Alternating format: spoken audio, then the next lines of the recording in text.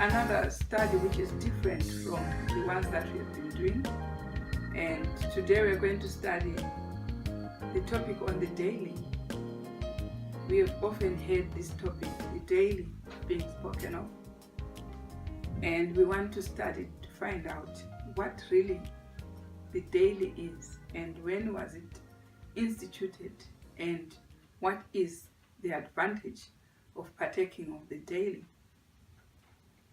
When the method pursued by Abraham is followed, then and then only can any one of us be justified. We know that Abraham is our father, and we are so much told in Galatians chapter 3 verse 29, if ye be Christ, then ye are Abraham's seed.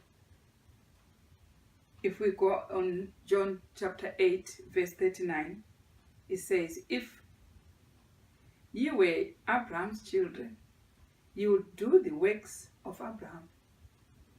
You see, being Abraham's seed, there is a lot that is expected of us, so that we can claim that we are his seed. We remember he was shown the sand, that his children will be as many as the sand of the sea or as the stars of heaven. But his children should do the works of Abraham. So we have to pursue the method that Abraham pursued to remain alive and remain righteous in this world. So if ye were Abraham's children, you will do the works of Abraham. That says John chapter 8 verse 39. Let us take a notice of Abraham's faith, experience, and justification. If we read in Isaiah chapter 51 verse 1 and 2, shall we take a look at Isaiah chapter 51 verse 1 and 2 and see what it says pertaining to Abraham. Hearken to me, ye that follow after righteousness, ye that seek the Lord. Look unto the rock whence ye are hewn, and to the hole of the pit whence ye are digged. Look unto Abraham your father, and unto Sarah that bare you, for I called him alone, and blessed him, and increased him.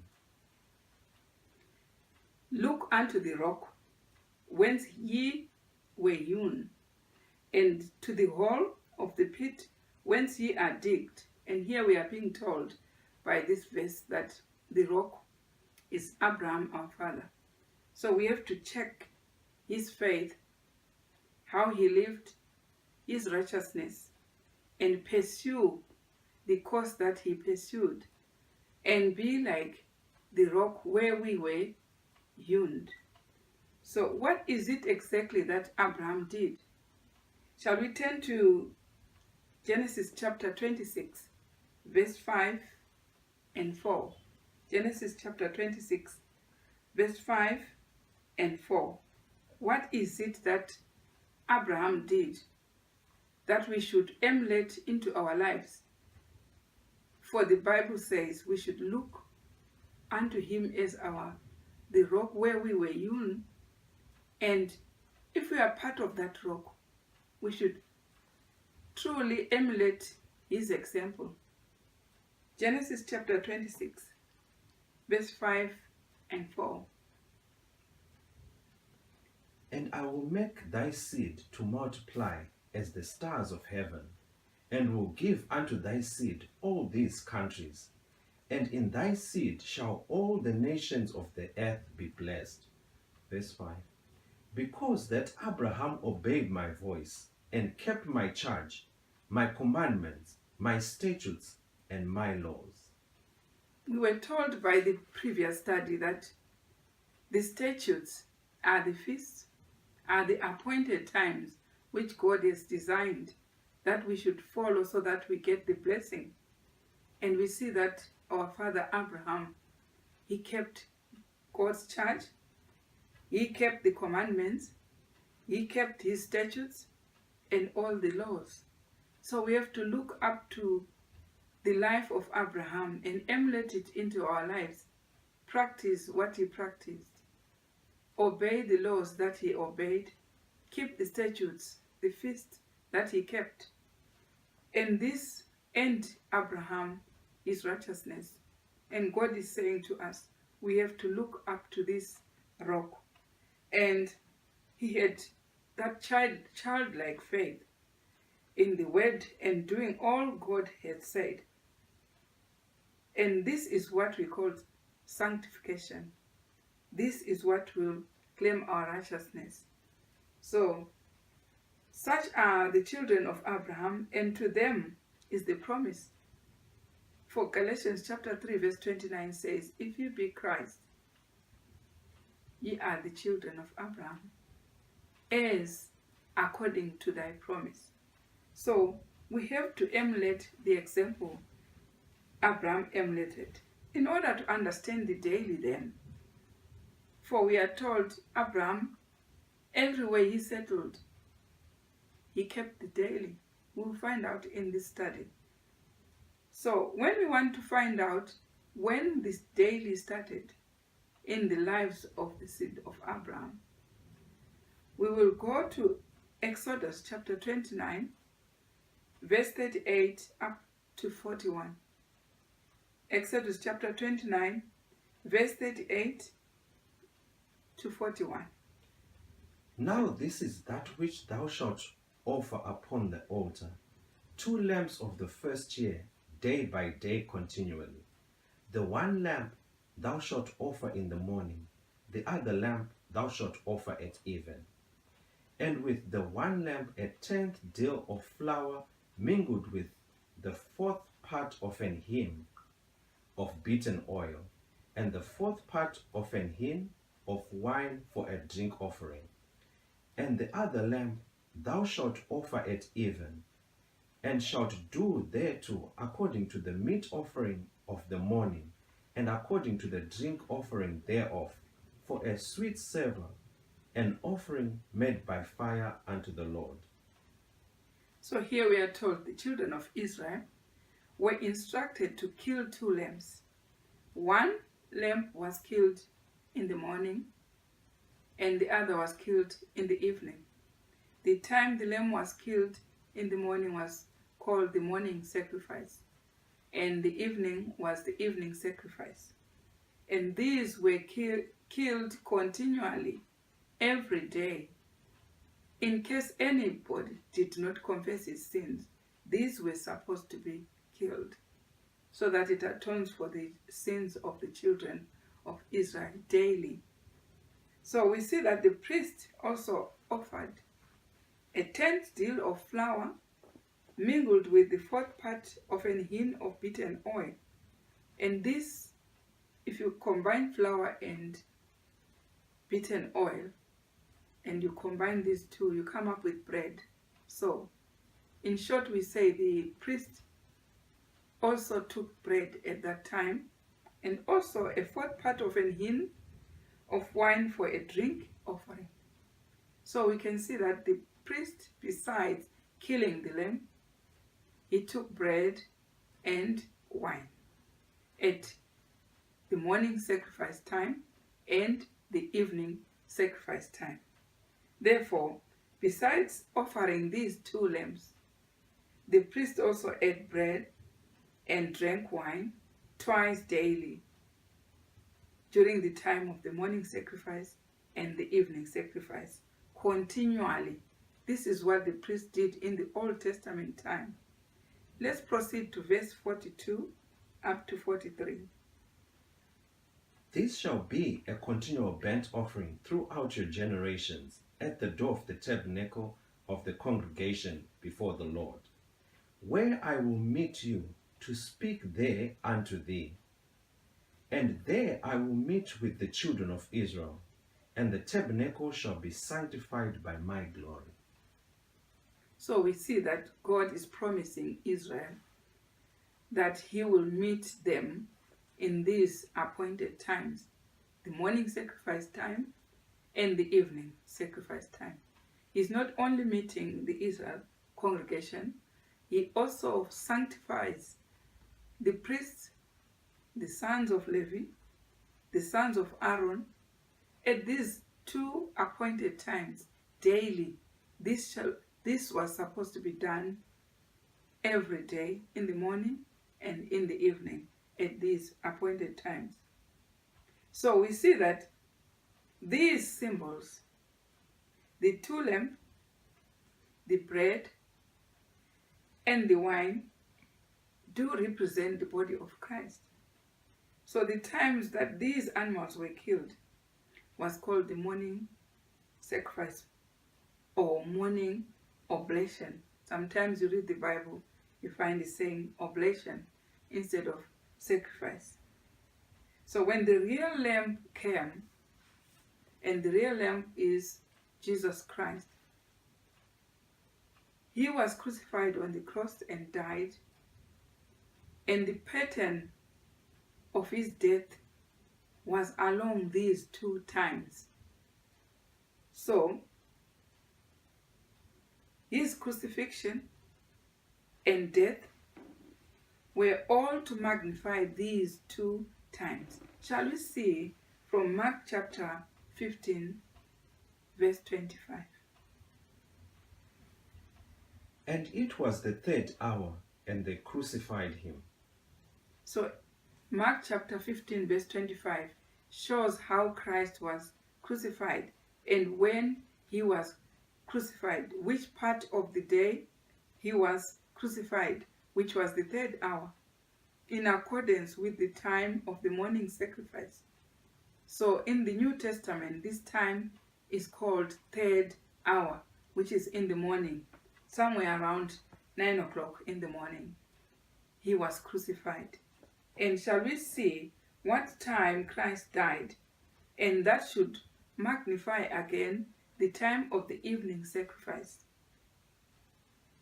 When we read verse 34 of the same chapter, Mark 15, 34 to 37, shall we read it? And at the 9th hour, Jesus cried with the loud voice, saying, Eloi, Eloi, lama sabachthani, which is being interpreted, my God, why hast thou forsaken me? And some of them that stood by, when they heard it, said, Behold, he calleth Elias. And one ran and filled a sponge full of vinegar, and put it on a reed, and gave him to drink, saying, Let alone, let us see whether Elias will come to take him down. And Jesus cried with a loud voice, and gave up the ghost. So we see exactly at the time of the evening sacrifice, Christ died. Somewhere around 3 o'clock in the evening. In the morning, he was crucified at the third hour. In the afternoon, he died at 3 o'clock, which is the 9th hour. And this is the time of the evening sacrifice. And when you read in Desire of Ages, you find the priest was about to slay the lamb, the animal, but the knife fell off his hand because the actual lamb was dying. The lamb, which is Jesus Christ, was dying on the cross. So that was ceasing the animal sacrifices. So we see that the animal sacrifice were blotted away at the cross because the real lamb died on the cross. And so the priests wouldn't continue slaying these lambs. So, if we proceed and see the two times, Exodus chapter 29, verse 42 to 43 to 44, shall we repeat this verse? For there is an important point there. And there I will meet with the children of Israel, and the tabernacle shall be sanctified by my glory. And I will sanctify the tabernacle of the congregation and the altar. I will sanctify also both Aaron and his sons, to minister to me in the priest's office. These times, God himself has promised to visit his people at the 3rd hour and 9th hour, or morning sacrifice to the evening sacrifice. He has promised to visit the priests. He promised to visit the congregation. He promised to visit the inhabitants of the earth at each given 9th hour and 3rd hour of the region. So we want to see whether this time is still applicable to the Christians of this generation. Are Christians also obliged to keep these times or not? Let's turn to the book of Patriarchs and Prophets, page 353 on the 3rd paragraph. Patriarchs and Prophets, page 353, 3rd paragraph. As the priests, morning and evening, entered the holy place at the time of incense, the daily sacrifice was ready to be offered upon the altar in the court without. This was a time of intense interest to the worshippers who assembled at the tabernacle. Before entering into the presence of God through the ministration of the priests, they were to engage in earnest searching of hearts and confession of sin. They united in silent prayer with their faces toward the holy place. Thus their petitions ascended with the cloud of incense, while faith laid hold upon the merits of the promised Savior, prefigured by the atoning sacrifice. The hours appointed for the morning and evening sacrifice were regarded as sacred, and they came to be observed as the set time for worship throughout Jewish nation. And when the later times the Jews were scattered as captives in distant lands, they still at the appointed hour turned their faces toward Jerusalem and offered upon their petitions to the God of Israel. In this custom, Christians have an example for morning and evening prayer, while God condemns a mere round of ceremonies without the spirit of worship. He looks with great pleasure upon those who love him, bowing morning and evening to seek pardon for sins committed and to present their requests for needed blessings. God condemns a mere round of ceremonies as long as we don't acknowledge these two times. Yes, we can worship him all day on a Sabbath, but as long as these times, the 3rd hour and the 9th hour, is not acknowledged to show that God has visited us, all these mere round of ceremonies are condemned. So these times should be observed twice a day, for God visits us. Visits the priest, he visits the congregation, he visits all the people that officiate in his name, and sanctifies the whole congregation. That's why we have a song which says, "Sweet hour of prayer." It should be the hour of prayer, which is the 3rd hour or the 9th hour. These are the hours God visits us to give us blessings, to answer our prayers.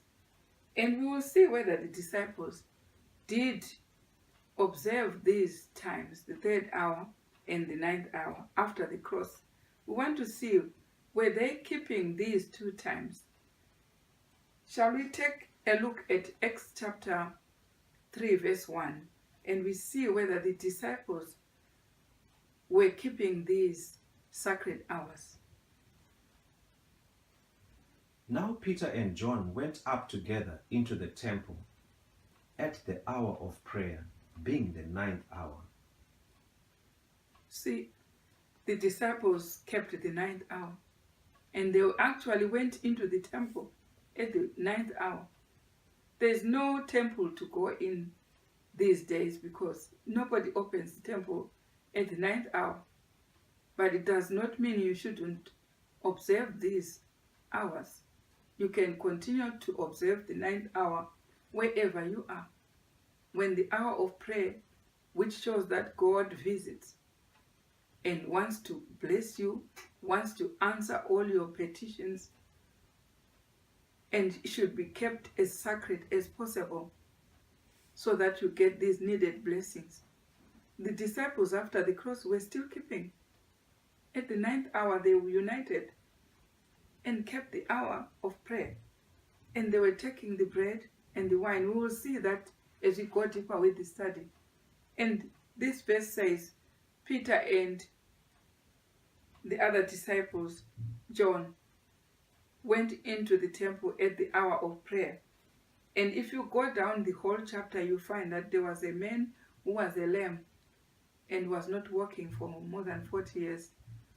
And at that time, when Peter and John went into the temple, they told the man to stand up and walk.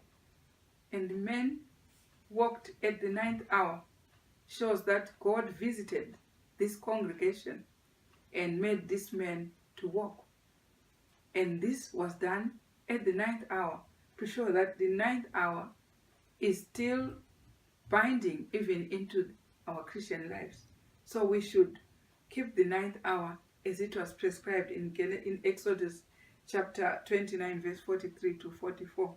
God continued to visit the Christians, the disciples after the cross, and they were still keeping the 9th hour. Let us take a look at another incident where God visited these people at the appointed time. Remember that the disciples received the former rain. We remember the former rain came on the day of Pentecost, on a feast, on an appointed time. We want to see, as the Holy Ghost descended, the disciples were heard speaking in tongues, and some were laughing, saying these were drunkard. They drank new wine. But we want to see what time this incident occurred. What time did the Holy Ghost visit the people? God visited in form of the Holy Ghost, so that they started speaking in tongues. And let's read from Acts chapter 2, verse 15. For these are not drunken, as ye suppose, seeing it is but the 3rd hour of the day. You see, brethren, God visited this congregation, which were assembled in Jerusalem to receive the former rain. God visited in form of the Holy Ghost on the day of Pentecost, which is a feast, at the 3rd hour, and the people were heard speaking in tongues. And some were accusing them, saying they were drunkard. Like when you go to Acts chapter 2, verse 12 to 13, they were mocking and saying these are full of new wine. That shows they had just taken wine. After taking bread, they took wine and started speaking in tongues after receiving the Holy Ghost. So, as they were so amazed, this is why we saw that some were still ignorant of the 3rd hour and what should be done at the 3rd hour.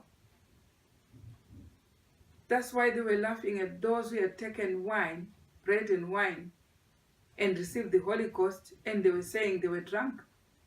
So there were two types of people there. Christians who were not taking bread and wine and who did not know the significance of the 3rd hour. And then some Christians who, like the disciples, who already knew the 3rd hour, they were observing the 3rd hour. And At the third hour, they were taking bread and wine. And this is why we see in Acts chapter 2, verse 46, the disciples take it upon themselves to go from house to house to teach people to observe these times and to break bread. This is why they were teaching them the daily. The early Christians were all being taught to keep the third hour. And the ninth hour, we saw Peter going with John in the temple. So they were still keeping these two times. Drinking wine, breaking bread. Shall we read on verse 46? What does it say?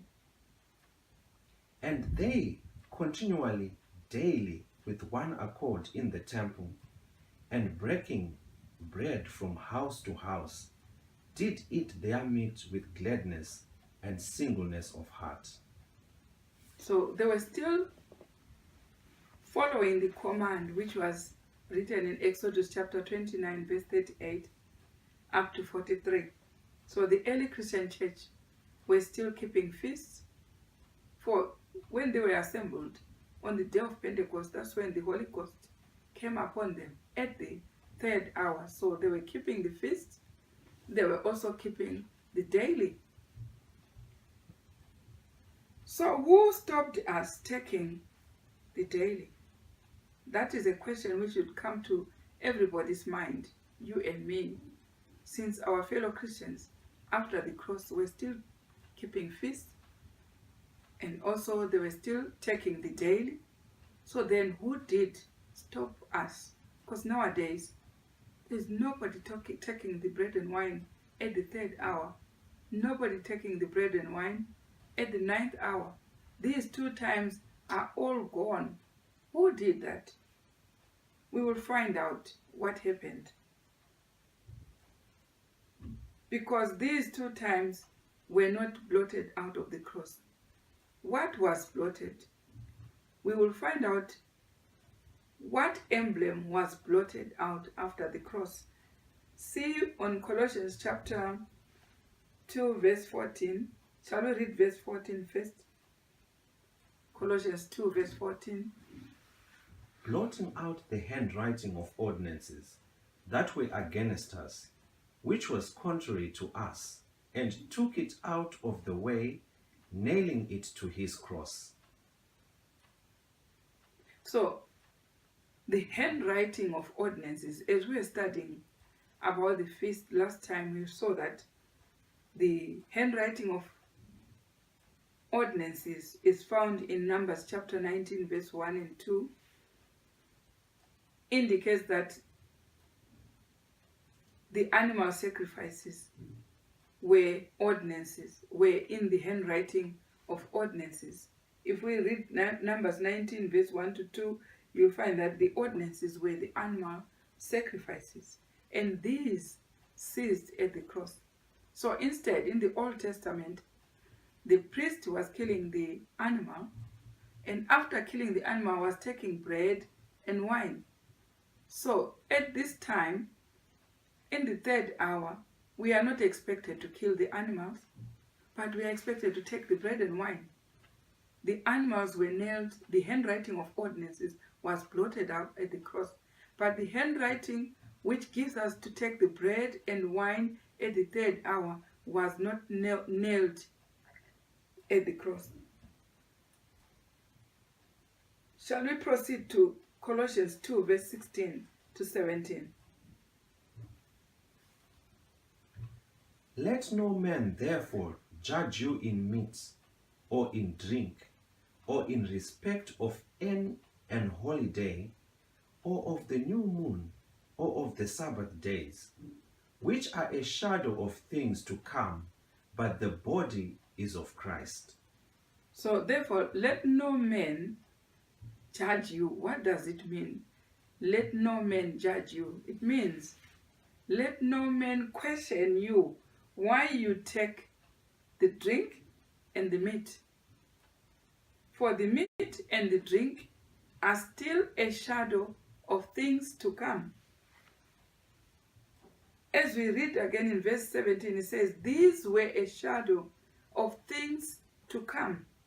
For clearer understanding on what the meat and the drink is, shall we turn back to Exodus chapter 29, verse 40 to 41. We will find what the Bible means by saying meat and drink.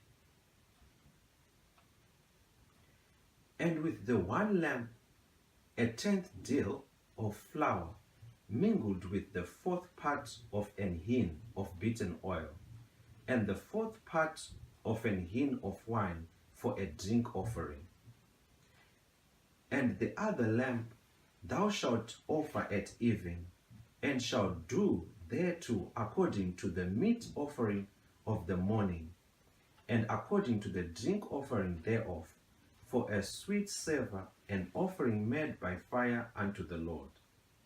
So we see, brethren, that the flour mingled with oil is the making of the bread, and this bread is the meat offering.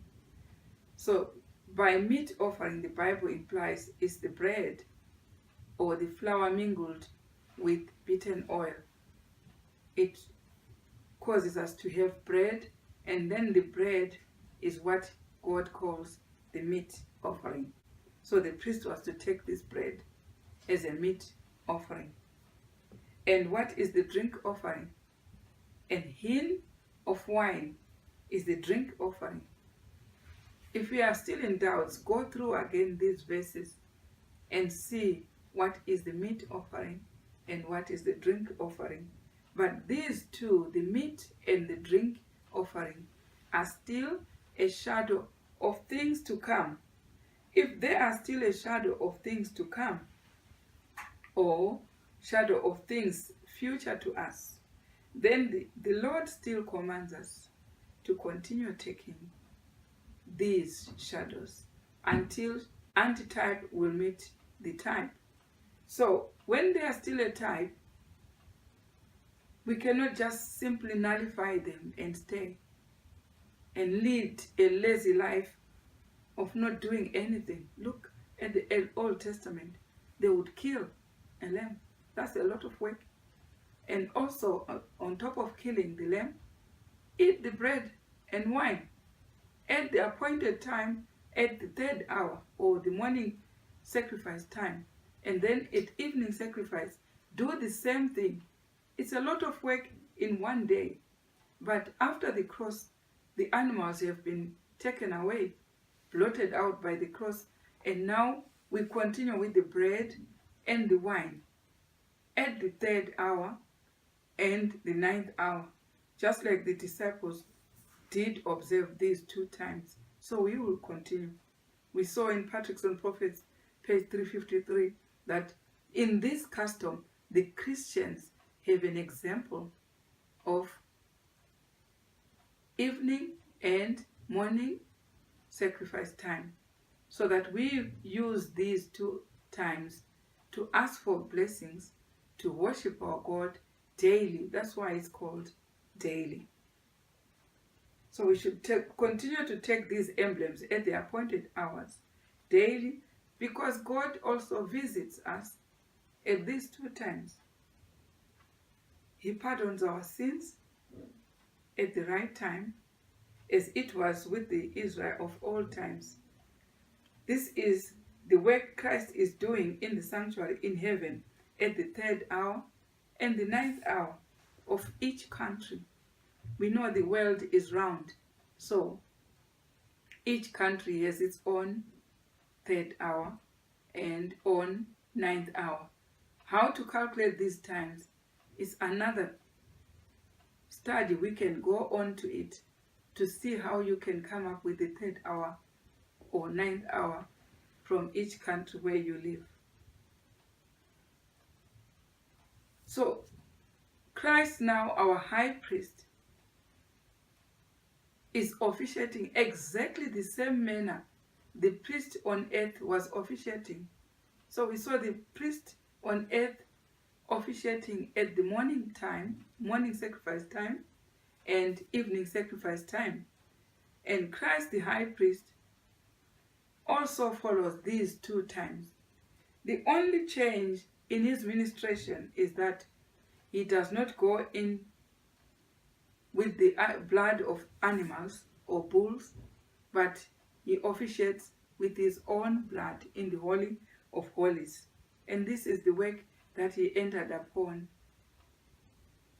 the sanctuary in heaven to officiate on our behalf at the 3rd hour and the 9th hour.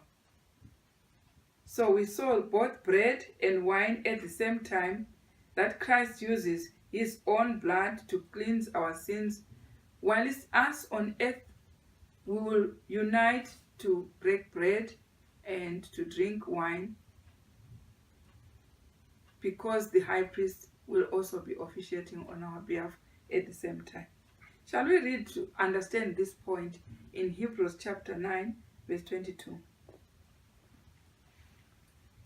And almost all things are by the law purged with blood, and without shedding of blood is no remission. Verse 17. For the testament is of force after men are dead, otherwise it is of no strength at all while the testator liveth. Whereupon neither the first testament was dedicated without blood. So we see the first testament, which was the Old Testament, it involved the blood of the animals, which stood in for the blood of Christ. And then the New Testament also involves the blood now of Christ, not of animals. So whilst he is officiating in the sanctuary, using his own blood, his disciples on earth should be taking the wine, which stands for that blood, and taking the bread. For without the shedding of blood, there is no remission of sin. We cannot get that pardon of sin without the blood. That's why we should take it at the 3rd hour and the 9th hour. Verse 12. Neither by the blood of goats and cows, but by his own blood he entered in once into the holy place, having obtained eternal redemption for us. So we see that God now set Christ as the high priest to officiate. Still on the same time the earthly priest was officiating. The only change that is his blood that he uses. We will turn again to inspiration and see whether we can understand more about this point on Patriarchs and Prophets, page 144. Patriarchs and Prophets, page 144. From every Christian home, a holy light should shine forth. Love should be revealed in action. There are homes where this principle is carried out, homes where God is worshipped and truest love reigns. From these homes, morning and evening prayer ascends to God as sweet incense, and his mercies and blessings descend upon the suppliant like the morning dew. So we see Sister White sees far beyond the cross, that the Christians were still keeping these 2 times, morning and evening. There are homes where this principle is carried out. Homes where God is worshipped and truest love reigns. And from these homes, morning and evening prayer ascends to God as sweet incense. And his mercies and blessings descend upon the suppliant like the morning dew. So shall we continue to worship as and when, or follow the prescribed way in the Bible? For there are homes that continue the way that the disciples did and the way that all the saints in the Bible worshipped God. So we continue to worship God according to his times that he has prescribed, so that we can receive the blessings, the visitations of God and his holy angels at the right time when we worship him and pray in the 3rd hour and 9th hour. And also we will see another quote from Inspiration, Testimonies for the Church, volume 7, page 44. Testimonies for the Church, Volume 7, page 44. Shall we take a look at that one to see whether we can familiarize ourselves with the true worship of the living God? So the homes should be the lights in the world. From them, morning and evening prayer should ascend to God as sweet incense. As morning dew, his mercies and blessings would descend upon the suppliants. Fathers and mothers, each morning and evening, gather your children around you, and in humble supplication, lift their hearts to God for help. So, we have been told, instructed, as an example, the Christians in the manner that the Old Testament followers of God were worshipping. We will continue to worship him according to the way he has described. And also, we will take a look at Testimonies for the Church, Volume 4, page 615 to 616. Testimonies for the Church, Volume 4, page 615 to 616. Morning and evening, your earnest prayers should ascend to God for his blessing and guidance. And this is a command from the inspiration that we should seek God morning and evening prayer. We receive the presence of God at these times, the visitations of holy angels at these holy hours. Even those who lived in the Old Testament, if we check through the Old Testament, they observed these daily holy hours. Shall we start by reading from 1 Kings chapter 18, verse 25 to 27. Remember that the leader of Israel during Elijah's time was Ahab. Ahab had a wife called Jezebel, you remember, and this wife promoted the worship of Baal.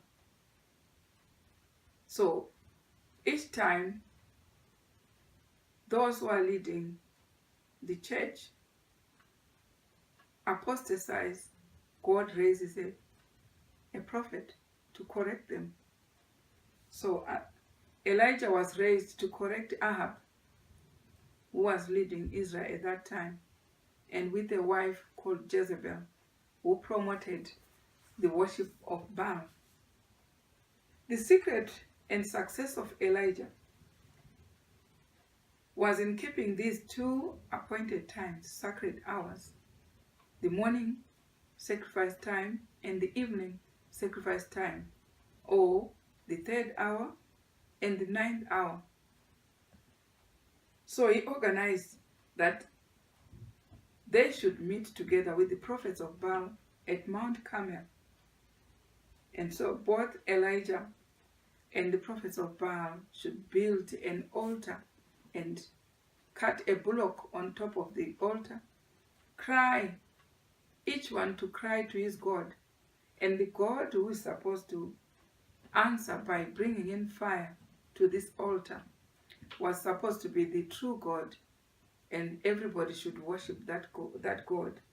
Shall we take upon this story and understand whether the hours of the daily secured Elijah a success in this scenario? Shall we read in 1 Kings 18, verse 25 to 27?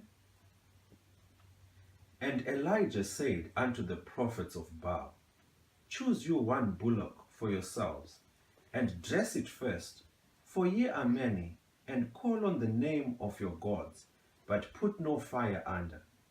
And they took the bullock which was given them, and they dressed it, and called on the name of Baal from morning even until noon, saying, O Baal, hear us.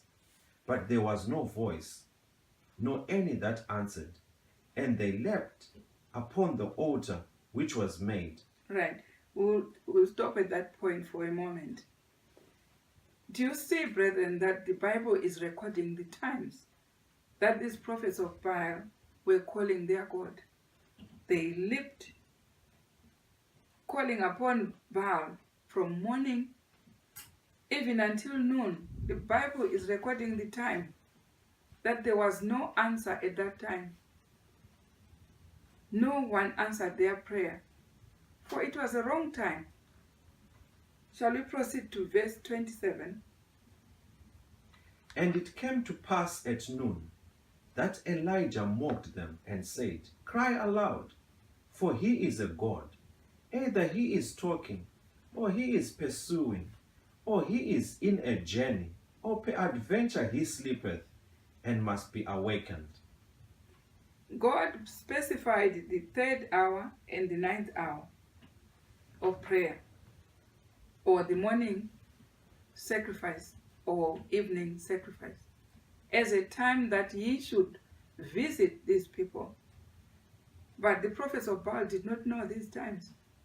They were crying. Even the prophet Elijah is now mocking them. Cry aloud, for he is asleep, or he pursued a journey. Wake him up. Why? Because they did not know the times to worship and pray to God, and the times which God promised to visit them was the morning sacrifice time or the evening sacrifice time. He said, I will visit you in that time, sanctify you. He gives us all the blessings at that particular time. He answers our prayers at the particular time. So Elijah the prophet is mocking their ignorance of not knowing the appointed times of God. Shall we proceed to verse 28? And they cried aloud and cut themselves after their manner with knives and lances, till the blood gushed out upon them. No matter how much performance they did, still there was no answer. Why? It was the wrong time. They did not know the appointed times. Verse 29. And it came to pass, when midday was past, and they prophesied until the time of the offering of the evening sacrifice, that there was neither voice, nor any to answer, nor any that regarded. And Elijah said unto all the people, Come near unto me. And all the people came near unto him, and he repaired the altar of the Lord that was broken down. Do you see how intelligent Elijah was? He knew the appointed time. Now the evening sacrifices time is approaching. He gathers people to himself because the time for him to talk to God has arrived. The evening sacrifice time. These prophets of Baal were talking to their God anytime, cutting themselves. There was no answer. They did not know this time. The evening sacrifice time is the time God said he was going to visit his congregation. Now Elijah has seen the time approaching and he's gathered all the people to prepare to talk to God. Verse 36. And it came to pass at that time of the offering of the evening sacrifice, that Elijah the prophet came near and said, Lord God of Abraham, Isaac, and of Israel, let it be known this day that thou art God in Israel, and that I am thy servant, and that I have done all these things at thy word. So Elijah kept the 9th hour, or the evening sacrifice time. For look at that, he is now talking to God at the appointed time. And after he said that, we saw what happens. Shall we proceed? Verse 38. 38, yes. Then the fire of the Lord fell and consumed the burnt sacrifice, and the wood, and the stones, and the dust, and licked up the water that was in the trench. So you see how God was so timely. At the time that he said he will visit the people or the congregation, he visited Elijah. For Elijah knew the appointed time. Do you know the appointed time, brethren? What time do you call upon God? Is it anyhow like the prophets of Baal? Or is at the appointed time that God has specified in his Bible? Look how he was so timely to answer Elijah right on time at the evening sacrifice time or at the 9th hour. Do not worship God anyhow. We know every minute we breathe in a prayer. We say anything to God. But all these prayers will be analyzed and answered at the 3rd hour and the 9th hour or evening hour and morning sacrifice time. These are the time that he promised to visit us and to answer our prayers. So we see Elijah the prophet knew the times, the appointed times that God put in his word so that we can all follow. Abraham was building an altar in the morning, in the evening. He kept the 3rd hour and the 9th hour. He talked to God at the appointed time. That's why God is so worried about us and says in Jeremiah chapter 8, verse 7, Yea, the stork in the heaven knoweth her appointed times, and the turtle, and the crane, and the swallow observe the time of their coming, but my people know not the judgment of the Lord. You see, the birds, the turtle, the crane, they all observe the appointed times. They migrate every season because they know the time. But God says, his people do not know the time. They worship him anyhow, in mere rounds of ceremonies that mean nothing to God without these 2 times that are sacred.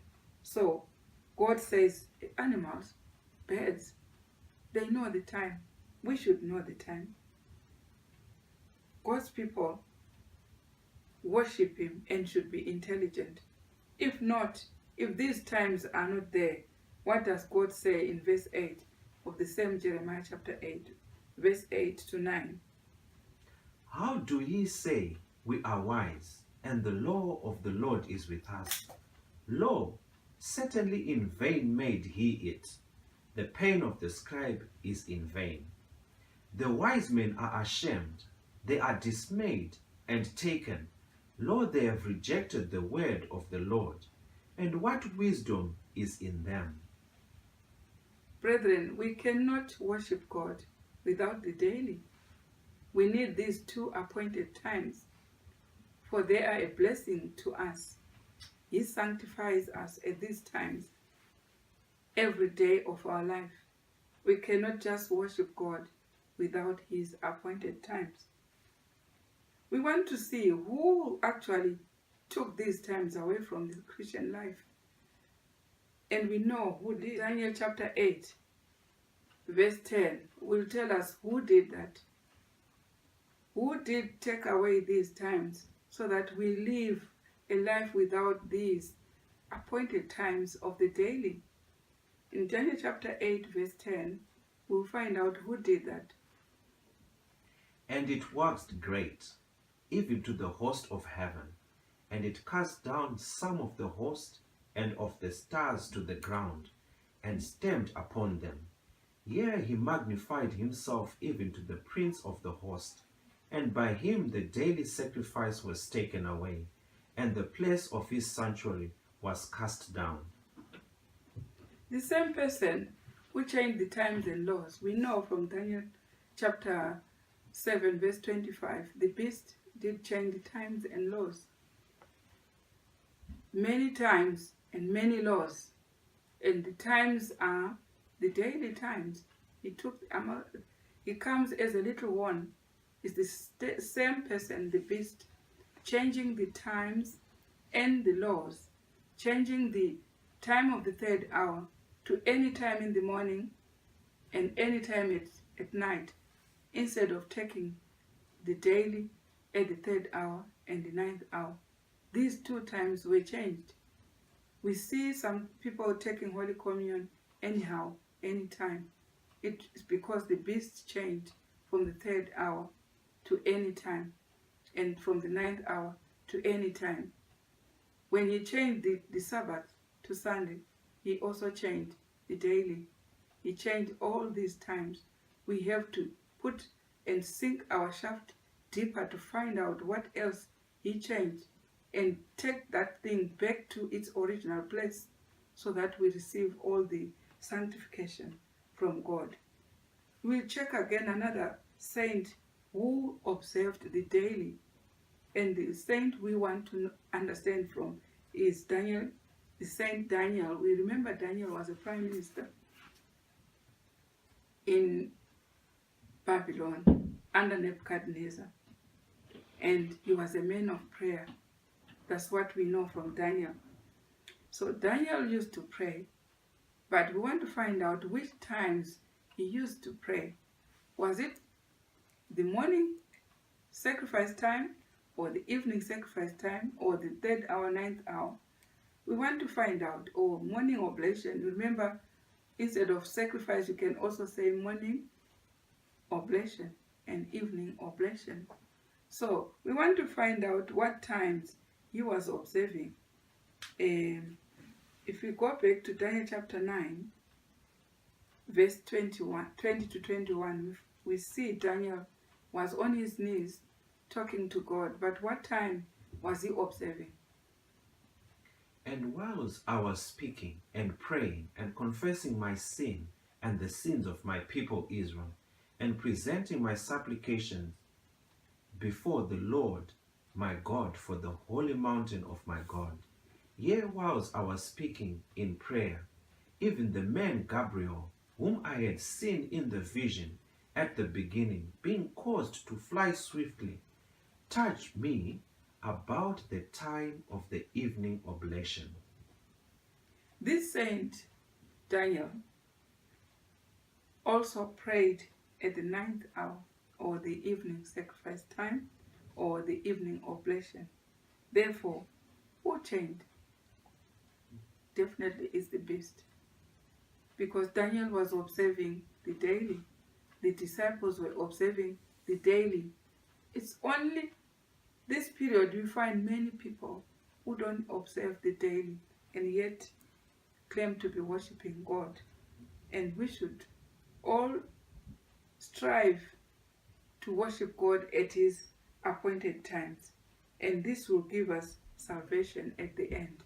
As we saw in Isaiah 51 verse 1, it says, "Hearken to me, ye that follow after righteousness, ye that seek the Lord. Look unto the rock whence ye are hewn, and to the hole of the pit whence ye are digged."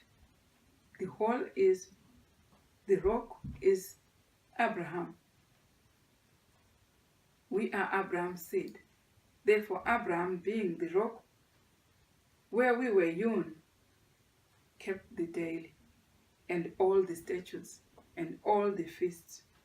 And we saw that God is actually proud of Abraham. He says in Genesis chapter 26 verse 5, he says, "Abraham obeyed my voice and kept my charge, my commandments, my statutes, which are the feasts, and my laws." How can we now claim to be his seed while we deny the appointed times which he kept? May God bless the reading of this word. We will come again with the same topic to further elaborate it in further studies. But for this time, may God bless you.